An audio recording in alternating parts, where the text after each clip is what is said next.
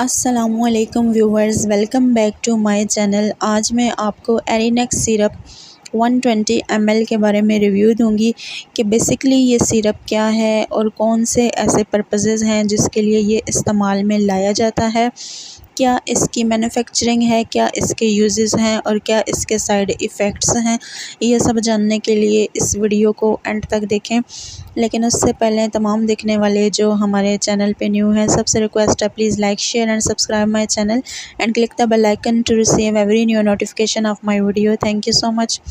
बात करते हैं एरिनेक्स सिरप की। ये 120 ml में भी अवेलेबल होता है और 90 ml में भी पाया जाता है और ये मैन्युफैक्चरिंग है एबट लैब की और इसकी जो नाउ डेज़ प्राइस चल रही है वो 100 है।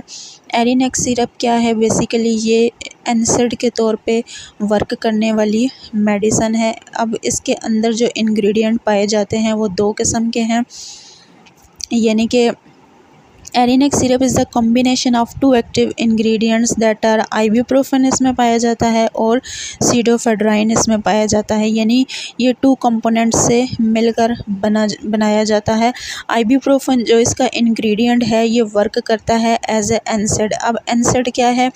एनसिड मेडिसिन्स वो होती हैं that work by blocking the effect of certain chemicals in the body that cause pain and inflammation, यानी आपके जिस्म में होने वाले दर्दों को की और जो सूजन की जो कंडीशन होती है उसको रिलीफ देने के लिए एनसिड मेडिसिन यूज़ की जाती है। सेम इसी तरह एरिनेक में भी एनसिड पाया जाता है, किस सूरत में? आइबुप्रोफेन की सूरत में, जो इसका पावरफुल इंग्रेडिएंट है। उसके अलावा जो दूसरा इसके अंदर इंग्रेडिएंट पाया जाता है वो सीडोफेड्राइन है। ये क्या है? It is a decongestant medicine that work by narrowing the blood vessels to relieve nasal and sinus congestion caused by cold, fever, allergies, यानी एलर्जी की सूरत में, सर्दी लगने की सूरत में, बुखार की सूरत में जो आपकी वेन्स हैं वो जो ब्लॉक हो जाती हैं, ब्लड का फ़्लो नहीं चल रहा होता और आप शदीद किस्म के बीमार हो जाते हैं, उस कंडीशन में सीडोफेड्राइन जो है इसका केमिकल वो बहुत इफ़ेक्टिव है और आपको रिलीफ़ देता है आपकी बॉडी में होने वाली एलर्जी को, पेन को, सर्दी से जो आपको बुखार होता है उस कंडीशन में बहुत बेस्ट होता है। आइबुप्रोफेन और सीडोफेड्राइन ये इसके पावरफुल केमिकल हैं जो कि इस मेडिसन को बहुत पावरफुल बना देते हैं और ये आपको काफ़ी पेन से रिलीफ़ देती है। उसके साथ साथ होने वाली बॉडी में जो इन्फ्लेमेशंस हो रही होती हैं, यानी सूजन हो रही होती है या कोई आपको ये समझ लें कि अंदर आपको कोई रिएक्शन हो रहा है किसी भी वजह से बॉडी के अंदर, तो उस कंडीशन में भी ये बहुत बेस्ट होती है। ये था इसका इंट्रोडक्शन। अब हम बात करते हैं इस मेडिसिन के यूजेस के बारे में कि कौन सी कंडीशन में ये बेस्ट होती है। अगर आपको ठंड से बुखार होता है तो उस कंडीशन में भी ये ठीक है, फ़्लू की कंडीशन में ठीक है, यानी कि ज़ुकाम की कंडीशन में। उसके अलावा अगर आपके सर में दर्द है तब भी आप इसका यूज़ कर सकते हैं।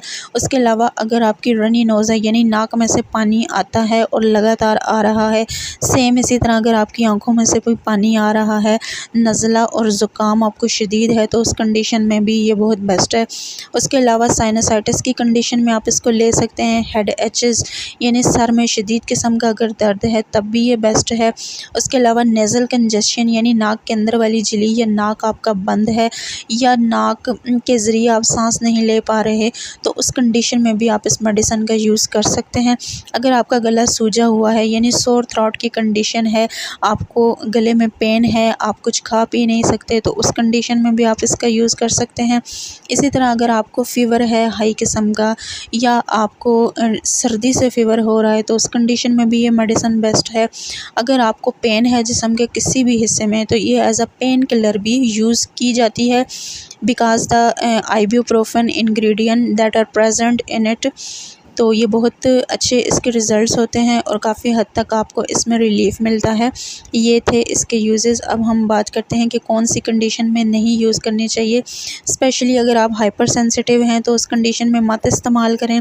ब्रेस्ट फीडिंग पे हैं तब भी ना इस्तेमाल करें। प्रेगनेंसी में अगर आप हैं, बीमार हैं या आपको ये समझते हैं कि आपकी बॉडी वीकनेस की तरफ जा रही है, आपको बुखार है लगातार, तो उस कंडीशन में ये मेडिसिन लेने से पहले लाज़मन अपने अपने डॉक्टर से कंसल्ट करें, क्योंकि इसमें जो है वो ऐसे जो इसके कंपाउंड्स हैं उसमें ये होता है कि आपको ग़नूदगी आ सकती है काफ़ी हद तक। तो ये लेने से पहले लाज़मन अपने फ़िज़िशियन से कंसल्ट करें, इवन इन प्रेगनेंसी। ये थे इसके नॉट यूज़। अब हम बात करते हैं इसके साइड इफ़ेक्ट्स के बारे में। अगर आप ये खाते हैं तो आपको क्या साइड इफ़ेक्ट्स हो सकते हैं। उसमें आपको स्टमक पेन हो सकता है, यानी मैदे में दर्द, आपका वज़न बढ़ सकता है और सांस लेने में आपको रुकावट हो सकती है, आपका ब्लड प्रेशर हाई हो सकता है। ये था इस मेडिसिन का रिव्यू। अगर आपको हमारी वीडियो पसंद आई हो तो हमारे चैनल को सब्सक्राइब करें। Thank you so much.